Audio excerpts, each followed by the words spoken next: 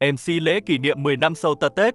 Thật vinh dự cho tôi, Diệp Quỳnh, khi được đứng trên sân khấu ngày hôm nay, cùng quý vị viết tiếp câu chuyện của một thập kỷ đầy đam mê và sáng tạo. 10 năm, một hành trình không ngừng nghỉ, nơi những giấc mơ được ươm mầm và biến thành hiện thực. Xin được nồng nhiệt chào đón toàn thể quý vị đang hiện diện tại lễ kỷ niệm 10 năm thành lập Sotatech, Decade of Innovation.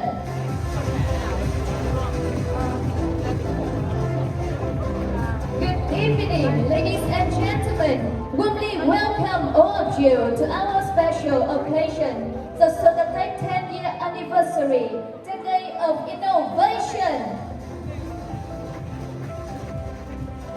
My name is Queen. I'm very happy to be here and to be the host for tonight. First of all, we would like to extend a cheerful welcome to all of you, to all of the beautiful and talented ladies and gentlemen. Thank you very much for being here tonight.